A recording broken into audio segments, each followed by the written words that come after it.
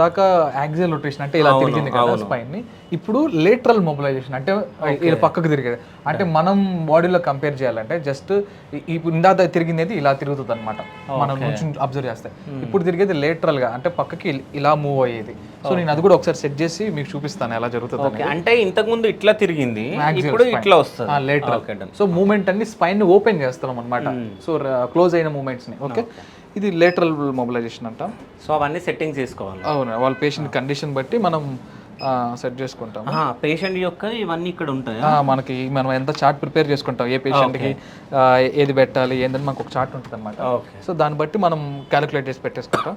So ఇప్పుడు మీరు చూడొచ్చు, నేను ఒక 10 degrees సెట్ చేసుకున్నాను లేటరల్ ఫ్లెక్షన్ అనేది. సో మనం ఆన్ చేస్తే మీరు చూడొచ్చు అక్కడ రైట్ సైడ్ ఒక 10 degrees, ఓకే, తర్వాత ఒక నేను 2 seconds హోల్డ్ పెట్టాను, తర్వాత మళ్ళీ లెఫ్ట్ సైడ్ ఒక 10 degrees అనేది పక్కకి ఇలా తిరుగుతుంది సరే లేటరల్.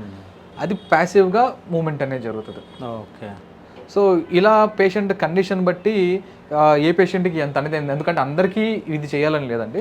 సో ఒక్కొక్క పేషెంట్ కండిషన్ బట్టి వాళ్ళ ఉన్న ప్రాబ్లం బట్టి మేము ఏ మూమెంట్ అనేది క్లోజ్ అయ్యింది లేదా ఏ మూమెంట్ అనేది రెస్ట్రిక్షన్ జరుగుతుంది అనే దాన్ని బట్టి మేము ఆ మూమెంట్ ఇనిషియేట్ చేయడానికి ట్రై చేస్తాం. ఓకే, సో అయితే నాకు ఇక్కడ ఒక డౌట్, అంటే ఇంతకు ముందు ఒక మూమెంట్ ఉంది, ఇప్పుడు ఒక మూమెంట్ ఉంది, సో దీనివల్ల ఏం యూజ్? సో జనరల్గా ఏంటంటే సార్, కొంతమంది పేషెంట్స్ చెప్తారు, సార్ నేను నా వర్క్ చేస్తున్నప్పుడు ఇలా పక్కకు తిరుగుతుంటే పెయిన్ వస్తుంది అని కొంతమంది చెప్తారు. ఇంకొంతమంది ఏంటంటే నేను ముందు కొంగుతుంటే పెయిన్ వస్తుంది అంటారు.